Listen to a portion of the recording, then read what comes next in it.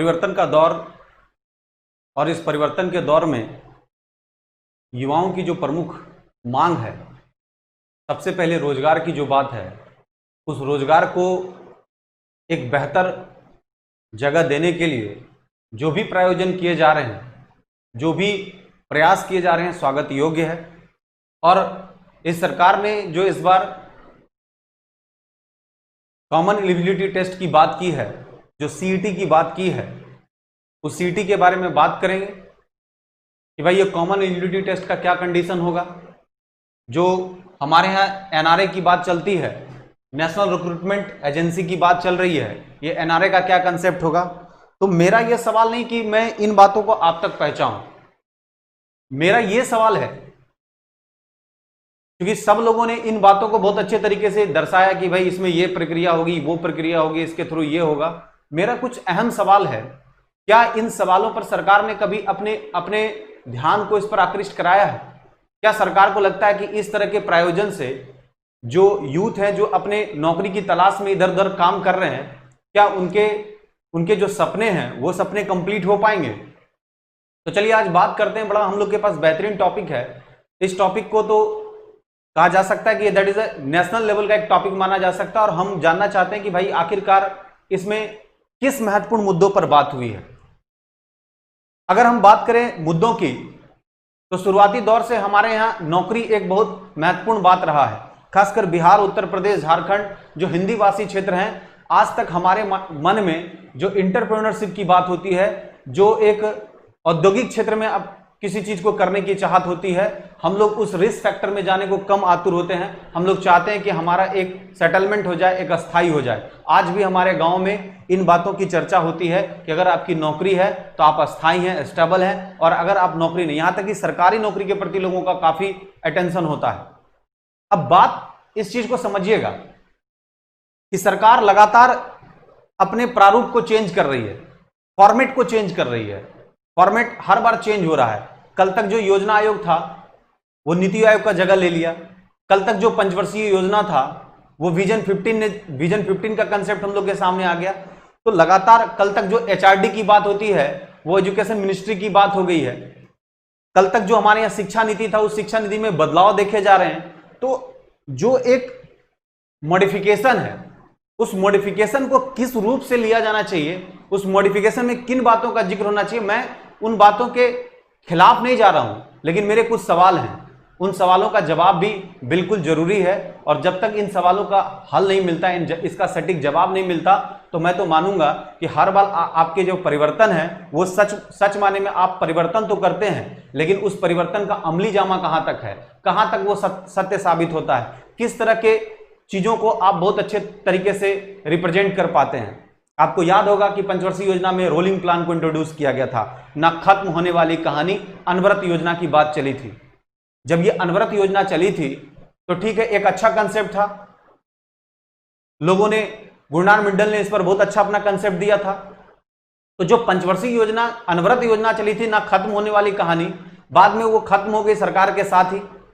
तो मैं किसी सरकार के बारे में बात नहीं करने जा रहा हूं, मैं बस उन विद्यार्थियों के बारे में बात करने जा रहा हूं जो इस एग्जामिनेशन में अपने आप को पार्टिसिपेट करेंगे। सबसे पहले मैं कुछ मुद्दों पर बात कर लूं कि आपके पास अहम मुद्दा है क्या, किन बातों पर चर्चा हो रही है।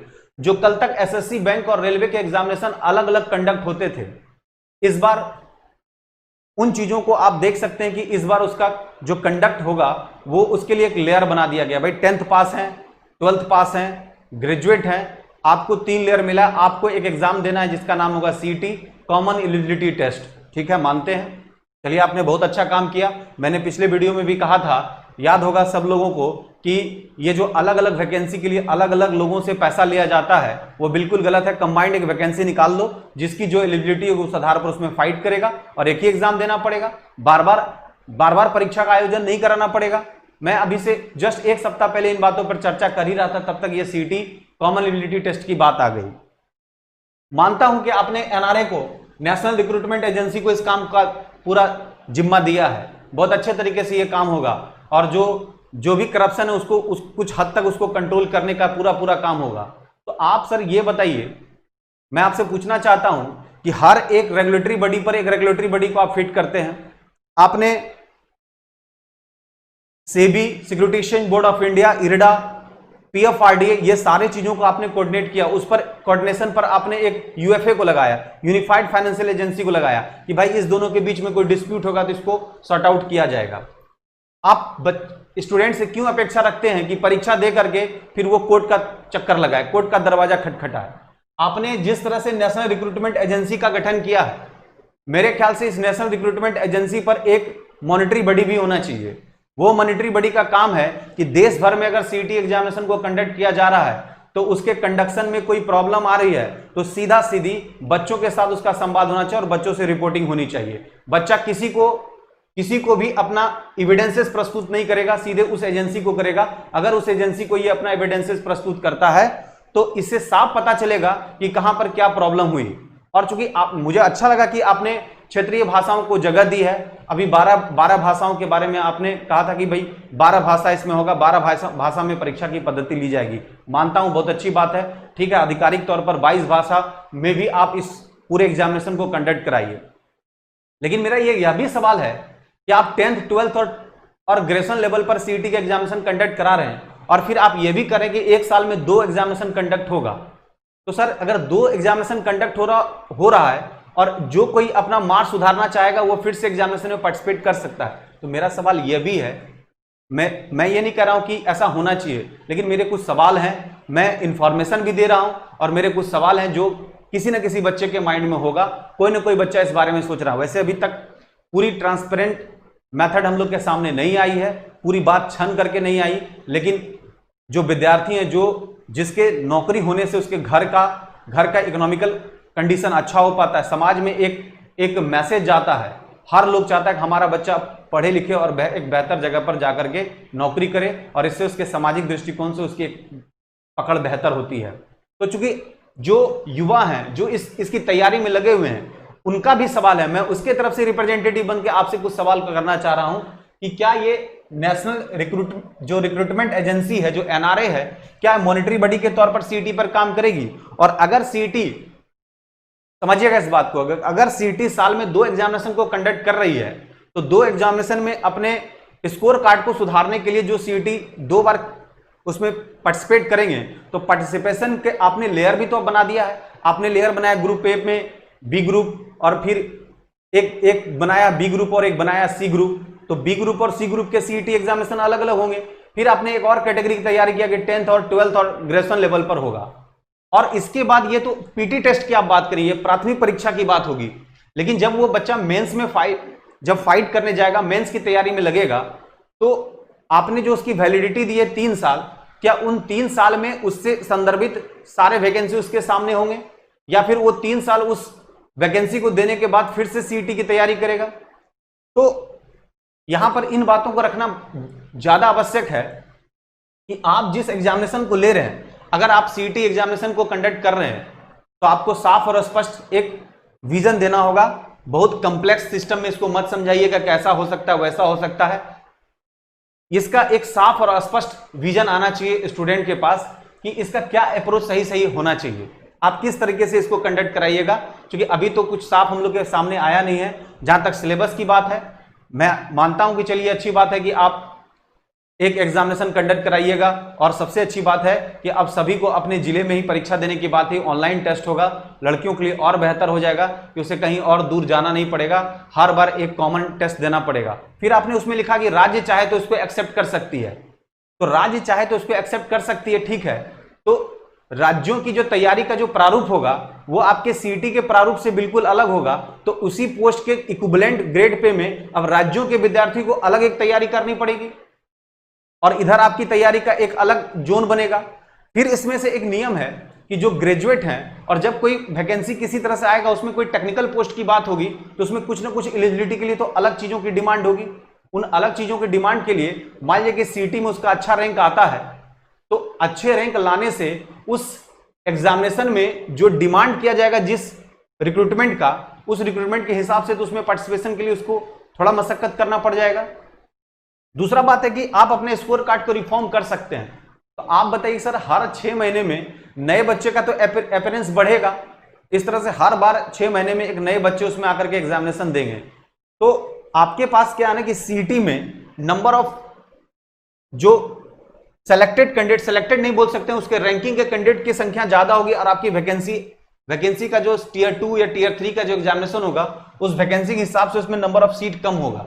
तो आप उस हिसाब से, सपोज दैट आप एसएससी या बैंक या रेलवे का कोई एग्जामिनेशन देना चाह रहे हैं तो आप सीईटी हिसाब से उसको पीटी मान लीजिएगा और वो टीयर 2 और टीयर 3 देगा। लेकिन 6 महीने के बाद जो स्कोर कार्ड सुधार लेगा उसका क्या प्रयोजन आपने बनाया है, उसको किस तरह से आप कैटेगराइज करते हैं। जैसे इसका एक सिंपल उदाहरण हम लेते हैं, समझिएगा इस बात को।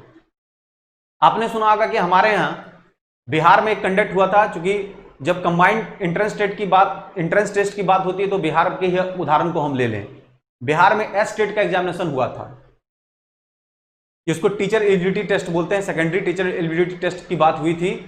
तो बिहार में जो ये टेस्ट हुआ था, वो टेस्ट हुआ था 2011 में, ये आ गया 2020, 9 साल की पूरी प्रक्रिया हुई है और छठे चरण का प्रायोजन चल रहा है। और इस बीच में क्या होता है कि इस पर कोई रिक्रूटमेंट अथॉरिटी बड़ी नहीं रहने के कारण क्या है ना, कि जिसको जो दिक्कत हो रही है वो सीधा न्यायपालिका का सहारा ले लिया और न्यायपालिका जाकर के कोई ना कोई एक इंपोजिंग ऑफ द केसेस होता है, उस केस का आप एक नोटिफिकेशन निकाल करके आप उसको स्थगित कर देते हैं। और पिछले 1-2 सालों से आप देख ही रहे होंगे कि लगातार ये स्थगन के कार्य में चल रहा है।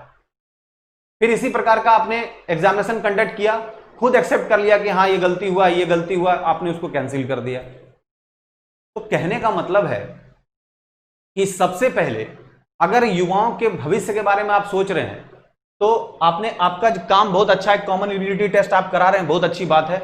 आपने उसको एनआरए को ये काम को करने दिया है, एक इस पर अथॉरिटी बॉडी को भी लगाइए।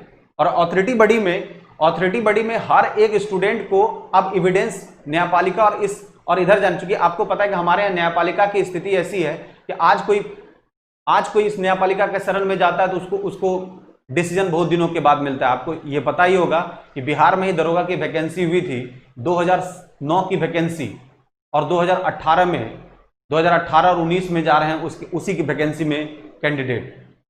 तो समझ सकते हैं कि हमारे यहाँ की जो स्थिति है, न्यायपालिका के शरण में अब हाई कोर्ट, सुप्रीम कोर्ट, बहुत सारे मामले से वो आगे बढ़ करके जाते हैं और उसमें भी बहुत सारे इस बीच में बहुत सारे कंडीशन हमारे पास हैं। ऑलरेडी हमारे यहाँ न्यायपालिका के पास बहुत सारे केसेस हैं, तो सारे केसेस को इस तरह से सिविल के केसेस को, तो आप एक काम तो कर सकते हैं ना कि आप एक रिक्रूटमेंट जो एजेंसी आपने बनाया है, नेशनल रिक्रूटमेंट एजेंसी, ये रिक्रूटमेंट का काम करेगी, एक मॉनिटरी बॉडी तो आप बना दीजिए। सरकार से हमारी ये गुजारिश है कि एक मॉनिटरी बॉडी बनाइए और उस मॉनिटरी बॉडी में उसमें जो आप एक बॉक्स बना दीजिए जिसमें से जो स्टूडेंट इस सीटी एग्जामिनेशन में एलिजिबल होता है उसको सीधा सीधी उसके साथ, जब सारा डिजिटलाइजेशन इतना बेहतर हो रहा है तो वो डिजिटल के माध्यम से अपनी बातों को रखेगा। जैसे कि लोग अपनी बातों को पीएमओ के माध्यम से रखते हैं, सीएमओ के माध्यम से रखते हैं, उसी तरह एक प्लेटफॉर्म आप तैयार कर दीजिए स्टूडेंट के लिए। स्टूडेंट का जो भी कुछ प्रॉब्लम होगा उन बातों को रखिए और उन बातों को सरसरी निगाह से देखिए कि प्रॉब्लम क्या चल रहा है।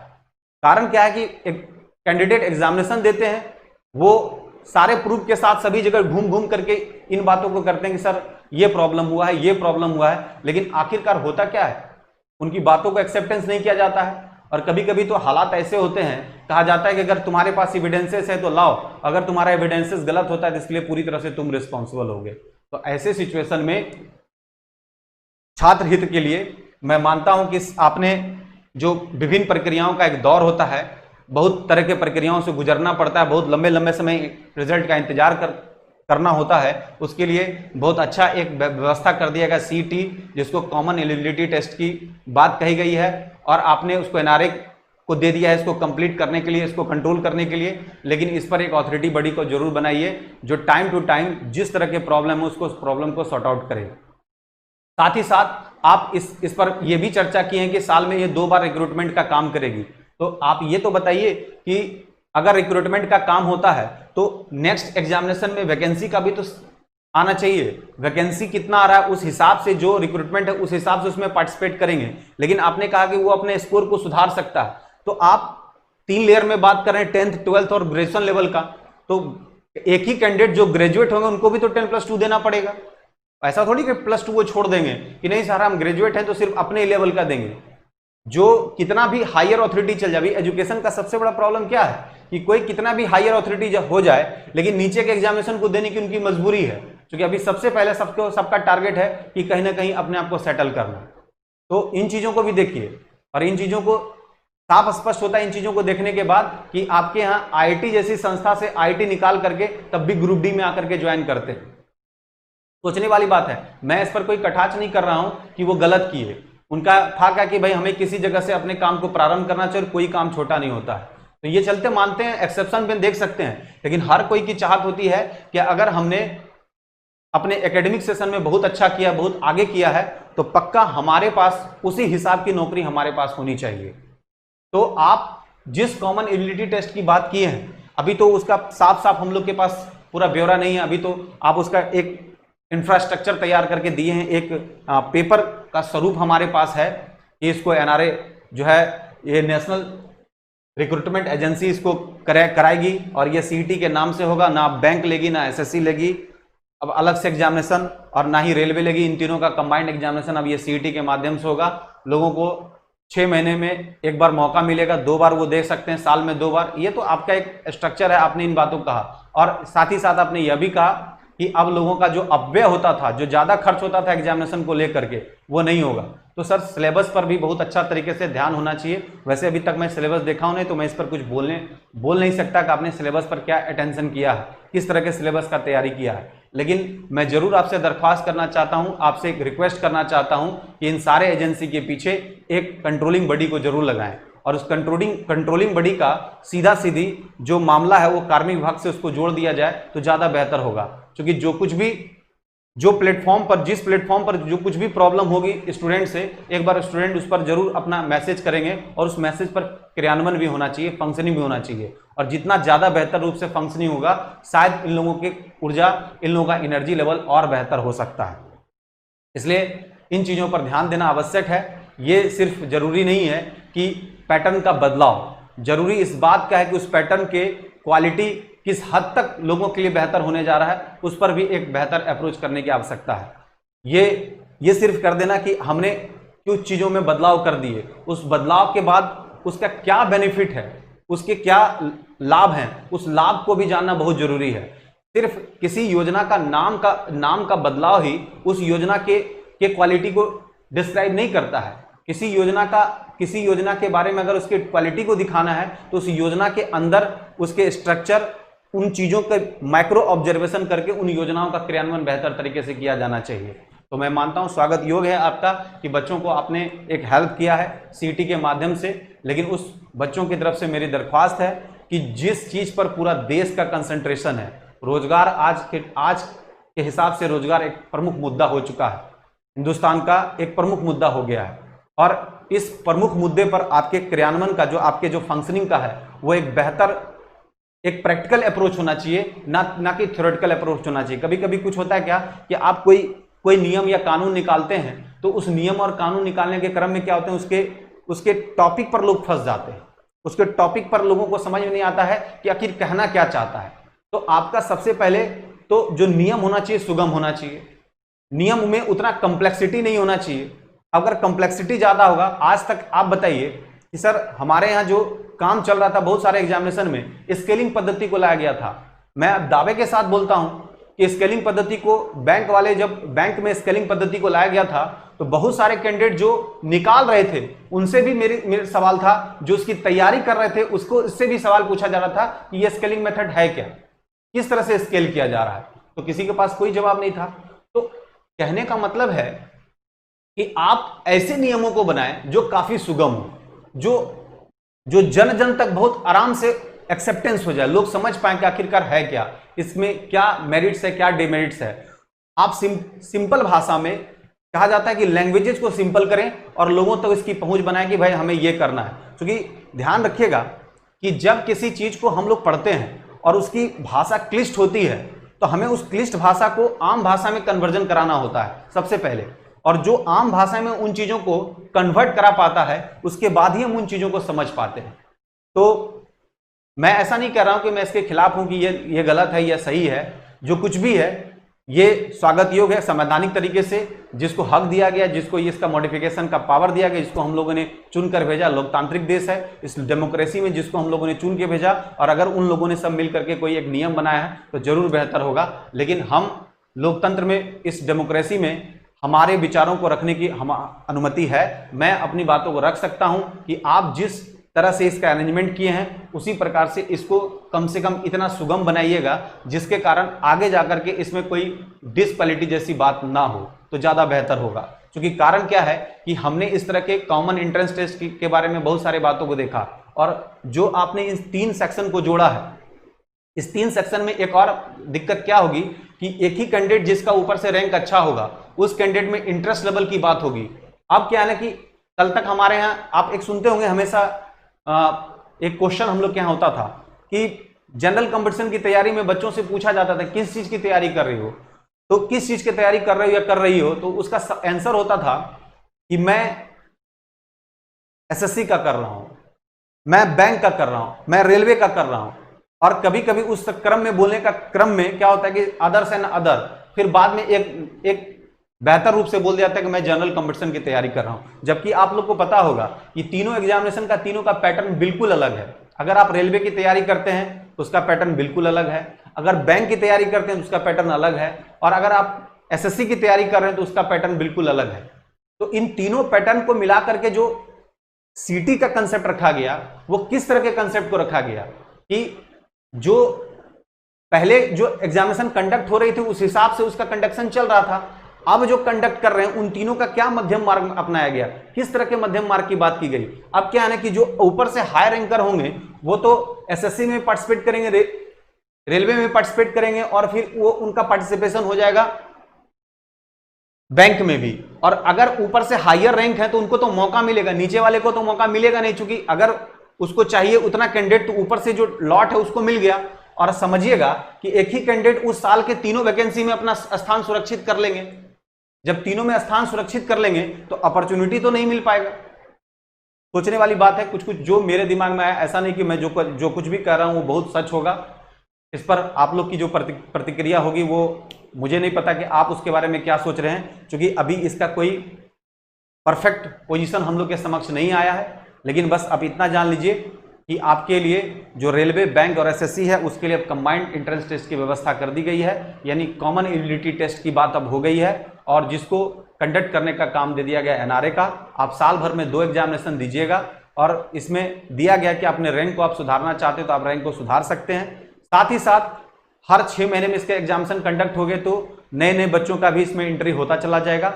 और जो अपव्यय हो रहा था लोगों का, जो ज्यादा से ज्यादा खर्च कर रहे थे, अब उसको एक ही एग्जामिनेशन के लिए एक बार पे करना पड़ेगा। और सबसे अच्छी बात है कि लोग को दूर दूर जाना पड़ रहा था, उस दूर जाने से बचेंगे। मैं सब कुछ मानता हूं, सब चीज बेहतर है, आपने बहुत अच्छे तरीके से इसको सेटल किया है, लेकिन ओवरऑल ये सुविधा बच्चे अब नहीं चाह रहे हैं। बच्चे चाह रहे हैं नौकरी। बच्चे की नौकरी कैसे होगी, और इस चीज को ध्यान में रखिएगा। मैं इसका कुछ उदाहरण देता हूं, कभी कभी कुछ छोटा उदाहरण एक बड़े उदाहरण को प्रूव करता है। जैसे हम बात करें कि हमारे यहाँ एग्जामिनेशन हुआ था CGL 2 का, बिहार की बात करते हैं, CGL 2 का एग्जामिनेशन कंडक्ट हुआ था। उसमें फॉरेस्ट विभाग में रेंजर के पद पर सिर्फ और सिर्फ केवल जो है वही कैंडिडेट 25 किलोमीटर के पार्टिसिपेशन में जा सकते थे जो साइंस ग्रेजुएट थे। अब सारे साइंस ग्रेजुएट, उसमें जो क्वालिफाई की एक लिस्ट आया था, उस लिस्ट के हिसाब से सारे साइंस ग्रेजुएट उसमें अपना 25 किलोमीटर की दूरी तय की है। उसके पहले एक मेंटेनेंस दिया था, कभी आप ऑर्डर ऑफ द प्रेफरेंस दीजिएगा, आप पहला पोस्ट किसको देते हैं, सेकंड पोस्ट किसको देते हैं, थर्ड किसको देते हैं, फोर्थ किसको देते हैं। तो सोचिएगा, इस बात को समझिएगा। कॉमन एग्जामिनेशन हुआ पीटी, सारे बच्चे ने भरा। कॉमन एग्जामिनेशन मेंस हुआ, सारे ने दिया। कॉमन एग्जामिनेशन के बाद एक सर्टेन कट ऑफ जारी हुआ कि भाई इस कट ऑफ पर इतना इतना लोग है, वो लोग सब पार्टिसिपेट किए। उसमें कहा साइंस ग्रेजुएट इतना ये जाके पार्टिसिपेट कर सकता है, किसमें, तो फॉरेस्ट डिपार्टमेंट में। वो लोग भी सारे लोग पार्टिसिपेट किए। सारे लोग जब पार्टिसिपेट किए, ध्यान दीजिएगा कहां पर लूप होल्स होता है, उस लूप होल्स को सुना। जब सारे लोग पार्टिसिपेट किए तो जितने लोग थे, तो उसमें से ऑर्डर ऑफ प्रेफरेंस को ध्यान देना चाहिए कि पहले नंबर पर किसने अपने आप को कहा कि भाई हम जो है ना पहला प्रेफरेंस दे रहे हैं फॉरेस्ट विभाग को, दूसरे नंबर पे इसको दे रहे हैं, तीसरे नंबर पे इसको दे रहे हैं। तो जाहिर सी बात है, जब सचिवालय की वैकेंसी थी तो सभी लोगों ने अपना पहला ऑप्शन दे दिया सचिवालय को। अब सचिवालय को पहला ऑप्शन दिया तो जो साइंस ग्रेजुएट हैं उसको तो सचिवालय तो मिल ही रहा है, साथ ही साथ उसी साइंस ग्रेजुएट को सचिवालय के अलावा उसको बुला लिया गया इंटरव्यू में, किसमें? फॉरेस्ट रेंज ऑफिसर में भी। यानी एक अपॉर्चुनिटी उसको सचिवालय में ऑलरेडी मिल चुका था, वो कंफर्म था सचिवालय तो हम हो गए, उसको आप इंटरव्यू में कहां बुला लिए? आप बुला लिए रेंज ऑफिसर में। अब दिक्कत इस बात की हुई कि जब फाइनल रिजल्ट आया तो जिसका पहले ऑलरेडी सचिवालय में हो चुका था वो सचिवालय ज्वाइन कर लिया। तो सचिवालय अगर ज्वाइन कर लिया तो एक व्यक्ति को आप कितने अपॉर्चुनिटी दे रहे हैं? 2 अपॉर्चुनिटी मिल रहा है। ये 2 अपॉर्चुनिटी मिलने के अब कारण क्या क्या हुआ कि सारे सचिवालय ज्वाइन कर लिए और ये सीट खाली रह गया और इसको आप बैकलॉग लेके चले गए कि भाई खाली रह गया, बैकलॉग में चला गया, कोई नहीं मिला कैंडिडेट। क्यों नहीं मिला भाई? आपने ध्यान दिया कि किसने अपना सेकंड पोजीशन दिया था और आपको पता था कि जब स्कोर पर हाईएस्ट स्कोर है तो इसको सचिवालय मिलना ही है, तो आप उसके नीचे वाले स्कोर को बुलाते, आपका सीट भी फुलफिल हो जाता। तो मैं ये नहीं कर रहा हूं कि ये जो सीईटी का कंसेप्ट आया या फिर एनआरए की जो ये काम होगी, ये बिल्कुल इस तरह से नहीं होगा। बहुत सारे लोग ऐसे बैठे हुए हैं जिनका मेंटल लेवल काफ़ी अच्छा है, मैं मानता हूं, और जो लोग इसको किए होंगे, जो कैबिनेट इसको बनाया होगा, निश्चित तौर पर उनकी जो इंटेलिजेंसी होगी काफ़ी अच्छी होगी। लेकिन कभी कभी कुछ इंटेलिजेंसी पर मुझे दिक्कत होता है। दिक्कत इस बात का होता है कि मुझे लगता है कि भाई कौन ये नियम बना रहा है, नियम कैसे बन रहा है, ये नियम कभी कभी कुछ समझ में नहीं आता कि भाई ये नियम का प्रारूपण कैसे तैयार, ड्राफ्ट कैसे तैयार किया जा रहा है और ये जमीनी स्तर पर लागू कैसे होगा। क्योंकि हम नियम बनाते जरूर हैं लेकिन उस नियम को जब फॉलो करने जाते हैं तब वहां पर हमें पता चलता है कि कहां पर क्या लूप फॉल्स है। क्योंकि हम लोग जब कोई प्रोजेक्ट को तैयार कर, अब सब सोचिएगा, हम एक बात इसको सोचना है कि जब हमने संविधान बनाया था तो हमने क्या सोचा था कि संविधान 26 जनवरी 1950 को लागू होगा, 1951 में पहला संशोधन हो जाएगा। क्या हमें पता था कि 9वीं अनुसूची की आवश्यकता पड़ जाएगी, 10वीं की एंटी डिफेक्शन का मामला 10वीं में आ जाएगी, 11वीं में हम लोग को पंचायती राज व्यवस्था की बात को लाना पड़ेगा कानूनी तौर पर, नगर पालिका को 12वीं में लाना पड़ेगा। तो नियम आप बनाइए जरूर, नियम बनाना आवश्यक है, लेकिन उन नियमों को बनाने के पहले जरूर ये सोचिए कि उसका एक प्रैक्टिकल अप्रोच होना चाहिए, प्रयोगात्मक सेक्शन होना चाहिए, किसी तरह से उसको एक प्रैक्टिकल अप्रोच की तरह सोचना चाहिए। जब तक व्यवहारिक रूप से किसी नियम को नहीं सोचिएगा, सिर्फ उसको आप एक थ्योरेटिकल रूप से कीजिएगा, उसमें एनालिसिस नहीं कीजिएगा, तो निश्चित तौर पर उसमें कोई बहुत परफेक्शन वाली बात नहीं हो सकती है। देखिए, ये मेरा विचार है, मैं इस विचार में किसी की कोई अभिव्यक्ति, किसी का कोई इंप्रेशन नहीं है। मैं बस ये चाहता हूं कि छात्र हित में बेहतर हो। आप जो कॉमन एलिजिबिलिटी टेस्ट की व्यवस्था किए हैं ये पूरी तरह से युवाओं के लिए ज़्यादा हितकर हो, और अगर ये बेनिफिशियल होता है तो निश्चित तौर पर इस हिसाब से आप क्या कीजिए कि इस पर एक बडी बनाइए, रेगुलेटरी बडी, वो ज़्यादा आवश्यक है। रेगुलेटरी बडी बनाने के बाद टाइम टू टाइम इसका जो है एक आप जो है ना इसका मॉडिफिकेशन जरूर करवाइए, क्योंकि मॉडिफिकेशन करवाइएगा कि कुछ भी परिवर्तन होगा तो उस पर आपको करना ही पड़ेगा। जैसे आप समझिएगा बात को कि जीएसटी को लॉन्च करने के पहले उसको प्रैक्टिकली नहीं सोचा गया, तो बाद में आप देखे होंगे उसमें उतार चढ़ाव किए गए, बहुत सारे परिवर्तन किए गए जीएसटी के रेट में। तो मैं पहले ही उसको क्यों नहीं एक मॉडिफिकेशन कर लूं, क्यों नहीं एक प्रैक्टिकल अप्रोच कर लूं। तो मेरा डिमांड है, मैं मांग करता हूं कि कम से कम युवाओं के जो रोजगार की व्यवस्था है, जो रोजगार का मामला है, क्योंकि कहीं ना कहीं मैं देख रहा हूं कि इस मामले में थोड़ा हम लोग बिल्कुल पीछे चल रहे हैं। क्योंकि जहां पर एम्प्लॉयमेंट की बात होती है अब इसको आंदोलन करना पड़ा है। जो बच्चों को घर पे पढ़ना चाहिए था वो बच्चे अब आंदोलन कर रहे हैं, रोड पर आके कर रहे हैं। तो इन चीजों को खत्म करने के लिए जो एक बेहतर तरीका है, जितना बेहतर से बेहतर, आपसे अपेक्षा भी है कि आप बेहतर से बेहतर तरीका को बनाएं और इसको लागू करें। बाकी मॉडिफिकेशन का तो दौर हमारे यहाँ चलता रहे। एक अथॉरिटी बड़ी होती तो पक्का है कि क्या परिवर्तन होना चाहिए उस पर टाइम टू टाइम इस पर एडवाइजरी कमेटी के तौर पर इसमें लोग सलाह देने का काम करते हैं। वैसे आप जरूर इन सारी चीजों को स्टूडेंट को जरूर एक प्लेटफॉर्म दीजिएगा ताकि अपने मैसेज को आप तक पहुंचा पाए और उस मैसेज को करेक्ट करके उन चीजों पर सोच पाए कि आखिर और क्या बेहतर हो सकता है। क्योंकि जो बच्चे तैयारी कर रहे हैं कल जाकर के उसी विंग में जाकर के ये और बेहतर कर पाएंगे। और कल जो नियम आपका जो नियमन होता है, जो कोऑर्डिनेशन होता है, जो रेगुलेशन होता है, जो नियम का प्रारूपण होता है, कल यही बच्चे बनाने वाले हैं। तो आप इसे ये मत सोचिएगा कि ये बाहर हैं तो इनके पास वो एबिलिटी नहीं है। एबिलिटी है, बस आप एक बार अपॉर्चुनिटी दीजिए कि इन बातों को ये रख पाए। जय हिंद, जय भारत।